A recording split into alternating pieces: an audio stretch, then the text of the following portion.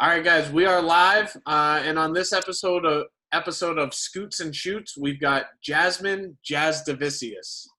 Perfect. Yeah, she's a professional MMA fighter, top prospect in Canada. She's had, I believe, I'll let Chris do the introduction for professional fights. And everything. I got her accolades down. Yeah. But she's a killer, and I'm super excited to have you on the podcast and ask a couple questions.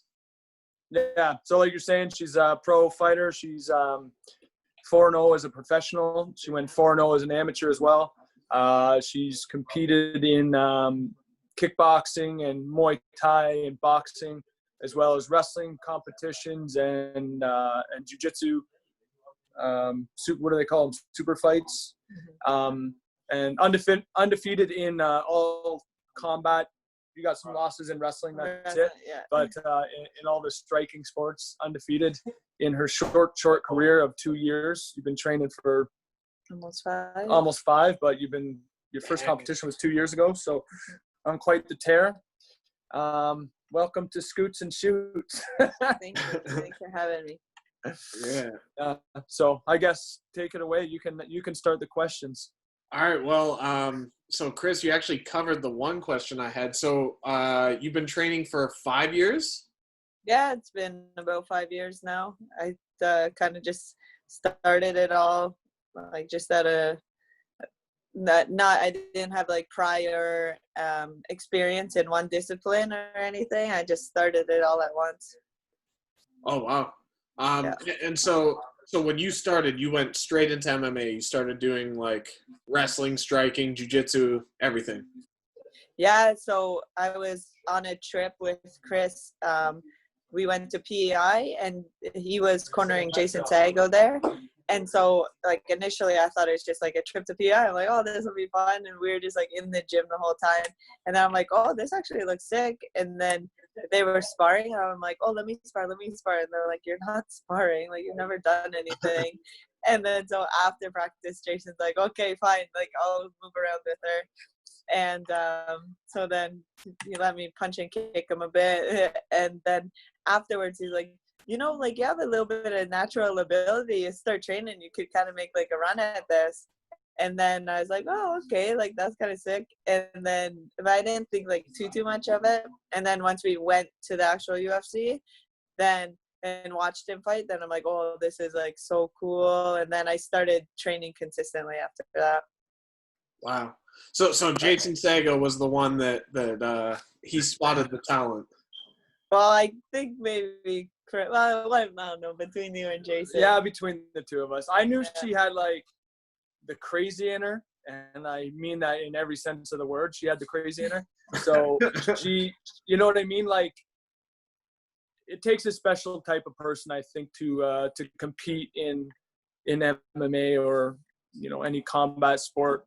That on top of that, you need the discipline and you need the right training and all that. But she definitely had that that fighter aspect. Yeah, like you have the fight in you. Like some people think it's like you're born with it or not, but whatever it was, she's got the fighter in her. So I feel like I recognized that pretty early on, just kind of how competitive she was with stuff. But Sago is the one that definitely, you know, sometimes you hear it from someone you're so close to. You're like, oh yeah, but then when you hear it from someone else, so I think that was kind of it. When Sago told her like, hey, you actually have like something special, like you could do this, that really did spark her into, you know, taking it more serious.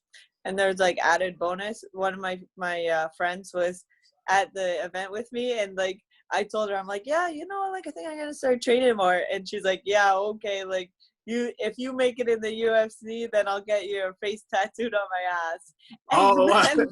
And so she said it like offhand joking. Then the next day we're like driving back, and then I'm just like, so Kylie, like I make the UFC, you're getting my face tattooed? She's like, yeah, for sure. And now it's just like a known thing. She's like, man, like I guess we gotta find a sponsor. Like I don't want to pay for like this tattoo and everything, but she's committed. Yeah, they talk about like designs and what it's gonna look like and everything. Actually, if someone watches this and has a good idea for a tattoo for her best friend's ass, send it our way or something, because they were kind of joking around of how is it just going to be a face shot or is it going to be like a full body picture. But yeah, her friend's fully committed to getting a tattoo on her ass of Jazz if she makes the UFC. So Yeah. Amazing. That's That's getting close. Yeah, that's what I'm saying. Yeah, so you're on a 4-fight win streak, or I guess 8-fight win streak. You just turned pro. I guess it wouldn't have been too long ago, right? No, it was like this year. Your first pro fight was, I think, it was under a year ago. So yeah, she had her first 4 fights in under a year. So she was on track to have 5 fights in her first year as a professional, but COVID kind of got in the way of that. So yeah, I've heard it's ruined some people's plans. Yeah. Well, I guess that's a good segue. So with everything that's going on with COVID and whatnot, like how are you staying disciplined? Are you still training? Like how are you able to kind of keep going with that? Yeah, I'm like super fortunate because Chris owns the gym. So I got the key. Yeah. So we have a small group that we've only been in contact with each other, and so we're able to still get like 2 a day in pretty much every day, which is awesome. And it's been pretty sick because I get like one-on-one attention or like very small group attention. So I think like especially my wrestling has really come along during this COVID. I blew out my wrestling shoe, so that's a good sign. Yeah, it's actually been I don't know, you get so busy with life and her training, like obviously everything has been going great up until this point, like obviously with her record and everything, but the amount of time we've got to spend just focusing on like her specifics, you know what I mean? Like it's really, I don't know, it kind of feels like it was just like a good timing for us to take this break and really dial in. She's got let my body heal up. Yeah, let the body, like the real hard training, like let that stuff heal up a bit. But you know, with lots of UFC events popping up, lots of UFC events popping up, kind of staying ready, I guess. Yeah. That's awesome. Yeah, no, like that's super cool. So obviously there's no events happening in Canada, but it kind of seems like the UFC's putting on events. So is that the goal? Like, is that kind of what you're pushing for? Is the UFC next? Yeah, ideally, I mean, Romero just got on with Contender Series. They haven't booked any girls yet, but hopefully I get on. That'd be sick. Or maybe just like a short notice UFC or something like that. There's other organizations too popping up, starting to plan events like LFA and CFFC, and I even heard BTC, the local show here, may have something in August or something like that. So I don't know if that's hush hush, but anyways. So there's stuff coming. We're breaking news. Yeah, now. Breaking here at Scoots and Shoots. We got all the inside information. Yeah. So yeah, some stuff's opening up. So I could see in the next, month or two getting back in there. Awesome. Yeah, and I guess in the meantime, the goal is what? Just stay ready, keep training, develop your skills. Yeah. Get my weight down. Yeah. Get Matt McDonald down and work some more jits, some more butterfly guard. Hey, when the phases open up, I'm in anytime. Exactly. Perfect. Once we're allowed to train together, we'll be back training together. And now that we're colleagues now too. Yeah, that's right. Again, breaking news. Jiu-Jitsu for life. News. We're breaking more news. Welcome to the Jiu-Jitsu for Life team, Niagara top team. Yes. Yeah. George Burrito. Jiu-Jitsu for life. George Burrito. Sweet.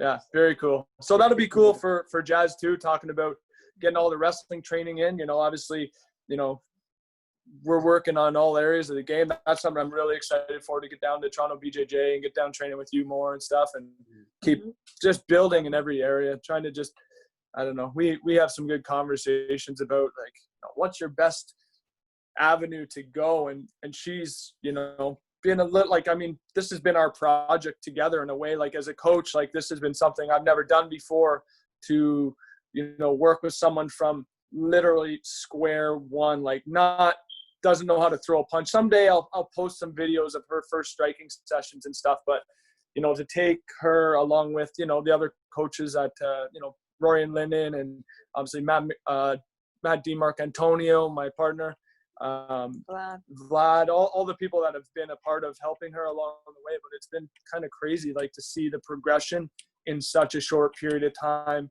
And it's just 100% been a product of her, obviously her hard work and dedication, super, super disciplined with everything, but like a product of her environment. So I feel like we've just kind of been able to get you in those right training environments where you're getting those good looks from, black belts in their own field. And yeah, it's happened quick. So it's kind of cool, like owning a gym at this time, with all the, young kids coming up. And one of the biggest things that people come to the gym and it's like, oh, am I too old to get in? You hear that a lot. Like, oh, am I too old to get in this? Well, she started training when she was 26. And so 31 now and knocking on the door to the UFC. So I don't say it's never too late, but sometimes people think you have to do it your whole life to get to the elite. And, she's kind of a testament that if you get the right work in, you can make things progress rather quickly. Yeah.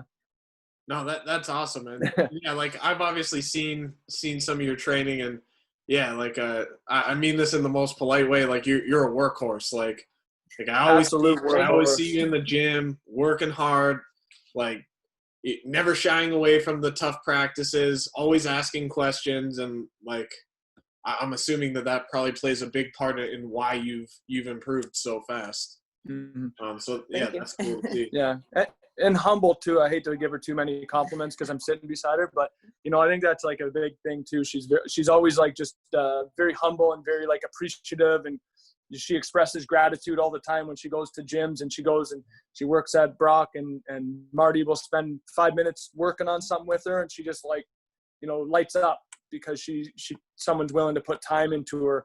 Or wherever it is, wherever we go, she's always very appreciative of the work that people are putting in for her. And that just in turn makes people want to work with you more. So like, that's just it.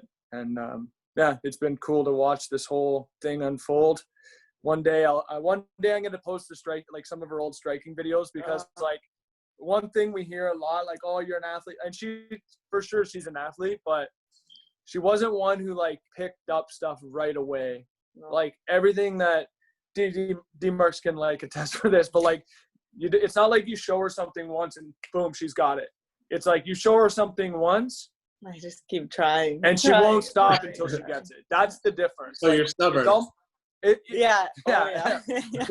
It's almost maybe like that's probably like just been ingrained in you. Like things, maybe if things don't come right away, like you just are so adamant. Stubborn. Yeah, stubborn. Yeah, like whatever it is, but she's got the right mixture. Now, Jazz, I got a question on that. Where do you think that comes from? So like that stubbornness, or that willing to kind of push yourself to get it. Like where does that come from? I don't know. I think maybe because I grew up with like guys my whole life, and so it's like I have an older like brother and a younger sister, and then all of the friends in the neighborhood, they were all guys that were either my age or older, and so I got like beat up all the time. And my brother, he was like just so evil to me. He would be like, he would make a jump and he'd be like, oh, Jazz, you have to go over it first, like make sure it's safe. And half the time it's not safe, and I'm like smashing myself, all bruised up, all cut up, everything like that. And so I think that's a lot of it. But I don't know. I think just kind of growing up being wily. Yeah. Did you play any sports before you got into MMA? Oh yeah. Yeah, I played like everything growing up, like basketball, volleyball, soccer. I was like athletic, but I wasn't like a superstar. I didn't like excel at the sports. I was just like, I was usually a starter, but I wasn't like the best. I had no like natural knack for anything really. Yeah, I think that's one thing too. Like before, like you didn't really have that one thing in your life that you were super passionate about. So, once you found that thing, and this clearly is it, like you grabbed onto it and you're like, you know what, I haven't had like that thing in my life that I've just given everything into. And then you found MMA and here we are. Yeah. That's awesome. The right place at the right time, as well. Yeah. She just so happened to meet someone who has a job that includes coaching wrestling. And so she kind of like just fell into it. It's, it's cool. I have a question. Ooh, let's hear it. What are your what are your goals in the sport? Like, what are your ultimate goals? Because we've talked about this obviously a long time ago, but I haven't really like followed up. What's your like ultimate goal in the sport? Well, like right now, the goal is obviously make the UFC, but then being in the UFC, then I want to become world champion, of course. Awesome. Yeah, I think like I could be wrong, but I think that's the right attitude to have, right? Because like it'd be weird if you're like, oh, well, let's just see what happens. Yeah. Like I don't want to just get in there and have a couple fights. Like I want to go as far as I possibly can, and I think I have the ability to do it. So for sure, shoot for the moon, you'll land among the stars, or whatever that saying is. No, I think it's true, and it sounds like you're on the right track for that for sure. I actually do have a couple of questions for you. Yep.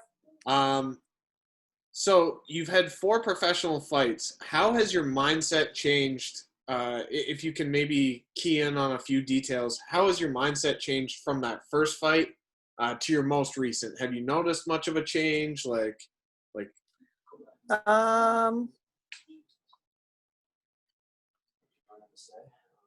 Kind of.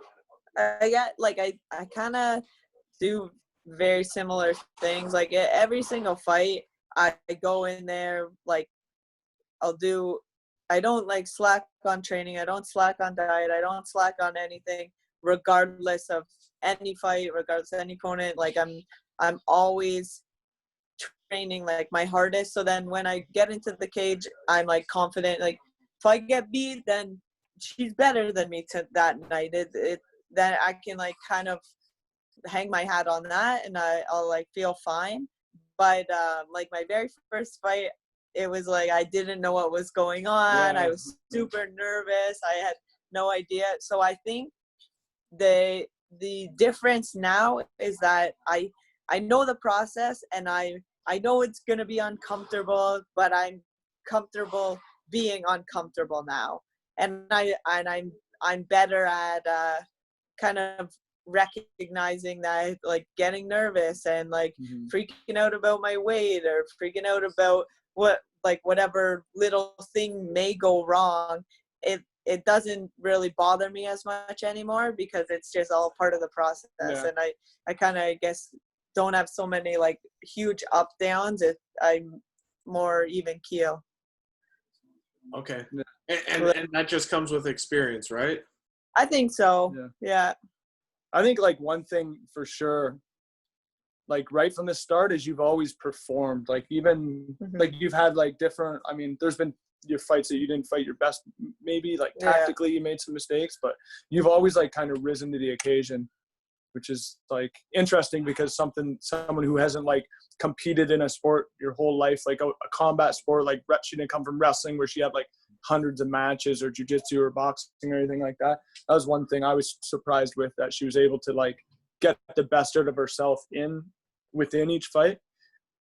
But no, do you think that comes, you actually brought up a really good point, Jazz, where you were talking about how you don't slack off in training, your diet's on point.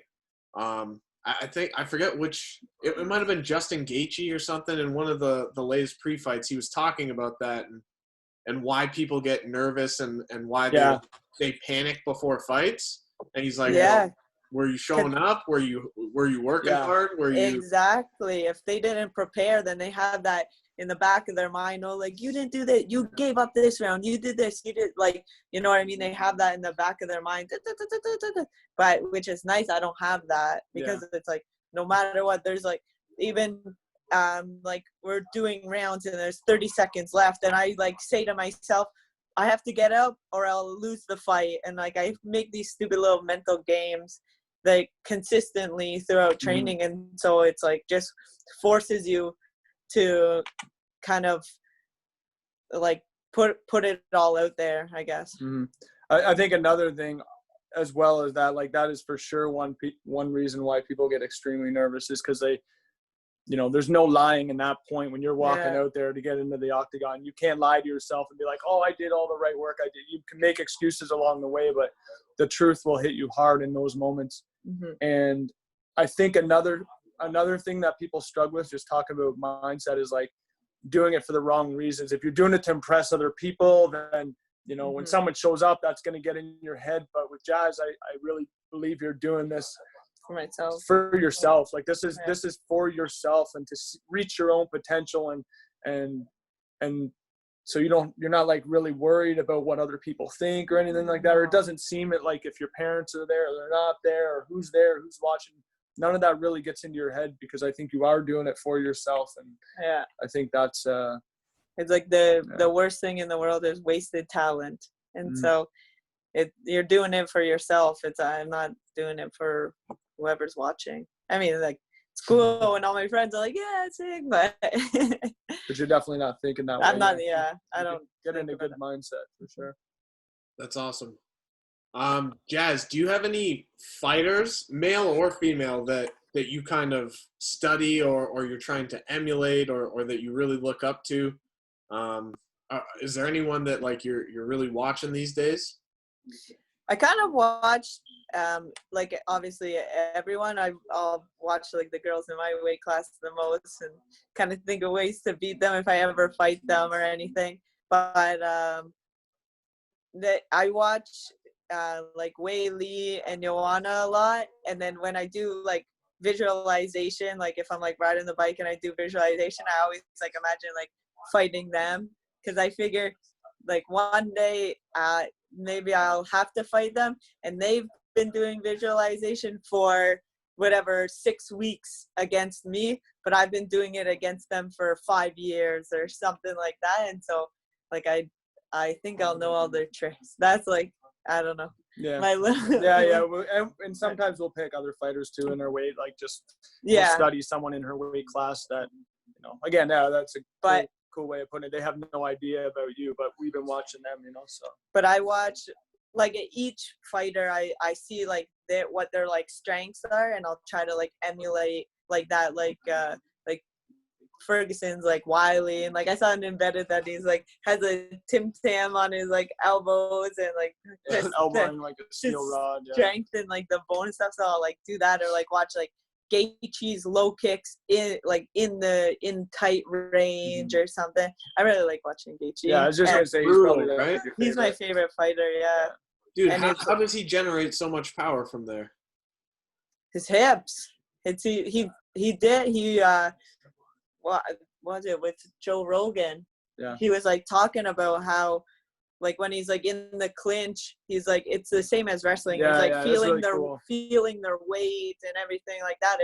It's like it doesn't matter. You're feeling here or you have like wrestling tie or anything like that. It's all like the same idea. So I think that's what it is like he's got wrestlers have like strong hips, so he's able to really like with the kicks use his hips, I think. I don't know. Yeah, that was actually cool how he explained that. Like, like he feels like when he's fighting, he's just wrestling because he's using the weight distribution and stuff. That was interesting. Yeah. But I don't try to like emulate anyone really, because I think, I mean, everyone has their own style, and I don't know. I just try to pick. Drake said, "Know yourself." Yeah. Know thyself. Yes. Know thyself. Pick little things from each fighter. Try to do it. No, I think that's a great mindset to have, because you do hear, like a lot of people, whether it's in jiu-jitsu, Chris, I'm sure you've seen it in wrestling, where like they'll come in and and like they're always talking about that one wrestler, like or that one jiu-jitsu guy, and they're like, oh, Keenan does it like this, and he does worm guard, and he's doing this, and it's like, but what do you like? Yeah. Is that what you would do? Like, stop trying to be someone else and like fight your fight, right? Yeah. Mm-hmm. What is the Bruce Lee like? Take what is useful, discard what is not, and add what is uniquely your own. You know, like that's it. Different body types, different styles. Like I heard one time, we were in Cornell, and there's a guy named Yanni there, and his dad was talking about how the technique has to match the body type and has to match the mindset. And I was like, that's really interesting, because you hear a lot about like, you know, certain techniques for tall guys or certain techniques for stocky guys, but like saying that a technique has to match the body type as well as the mindset. Like if you're not an aggressive person, you shouldn't be maybe working combinations that involve being in the pocket and throwing 6 strikes. Maybe you should be more of an outside striker or something like that. And Jazz has kind of like a uniqueness to her in that she's super long, has a 2-inch reach advantage of anyone else in the UFC in her weight division, but she likes to pressure fight in the pocket. So what that says is like, it almost contradicts itself. You're long, you should stay long, but she likes to pressure and move into the close range stuff. So what does that say? Like, how do we make that her own? And she's kind of naturally done it on her own. She'll stay long and she'll throw strikes from the outside. But once she gets in close, she'll lock into that clinch and use elbows and knees. Like, you know, you're in the boxing ring. Well, you're in her elbow range. While they're throwing like short hooks, she's throwing elbows and knees. So it's just been really cool to like, you know, that's what I love so much about this sport. And we've talked about it. Like there's so many ways to do it, and you just got to find your own path. You got to find your own way. And that's part of the fun part. You know, that's the big part that I enjoy about coaching is navigating through that and helping you find it. That's awesome. Now, I guess what's that? I was looking for my cat, honey. Okay. All right. I got one more for you, Jazz. So, obviously, they're all important. You need to know jiu-jitsu. You need to be able to wrestle. You need to strike.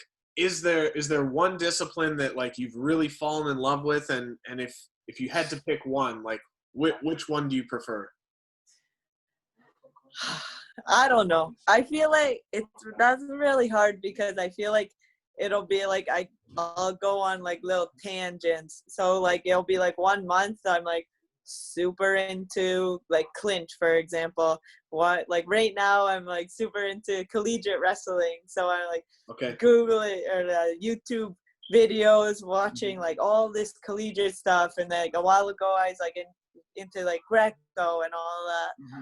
But I'd say if I had to pick overall, I really like wrestling. I think it's like a very like true sport, and I think I'm kind of biased because it's all about like breaking people and imposing your will and all that. So I think that's part of the reason why I get drawn towards it, because that's kind of like my style, is like breaking them, imposing my will kind of thing. Definitely, she has the mindset of a wrestler with that grind, you know, wear people down, and that bully mentality. It's probably why you like it. Yeah. She's a meathead. She's a meathead at heart. That's probably why you pick up the other disciplines so well too, because like, I mean, I don't think it's any secret, but wrestling is like, it's pretty notorious as being one of the hardest sports to do well at, or to even do. Yeah. Yeah. Like I remember like my very first takedown, I'm like, oh, it was pretty fun. So awesome. But it took a long time before I got it. It was like probably 6 months before I got my first takedown. Day in and day out. Yeah. It was, like this is in practice. Yeah. Oh, okay.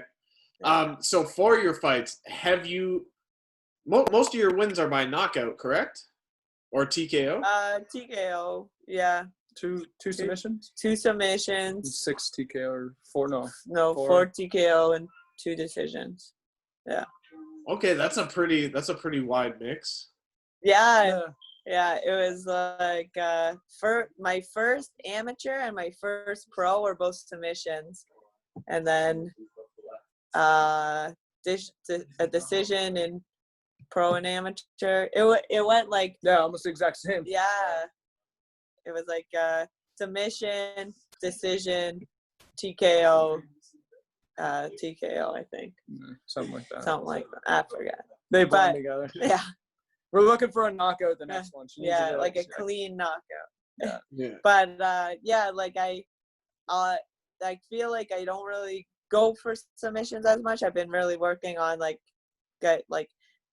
going for submissions more. A lot of time it happens because they'll turn their back when I'm on top or something like that. Then that's how I got it before. But that's how Matt gets his too when he's throwing the bombs on top. Yeah, it's just from these hammers. Yeah.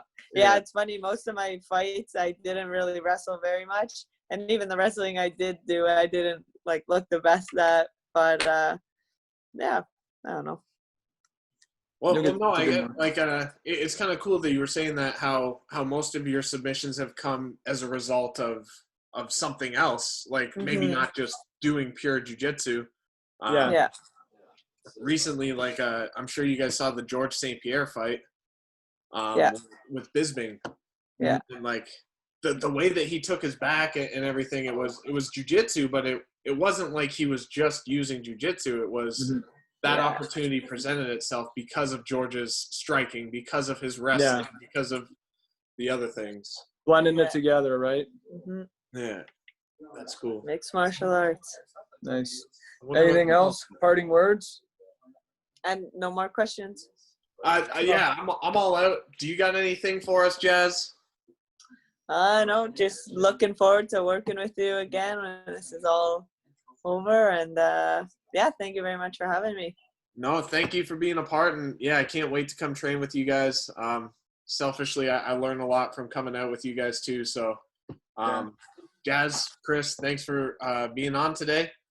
And we'll just keep on keeping on. Keep on keeping on. Boots and scoots. Scoots and boots. That's right. All right. See you guys. See you guys.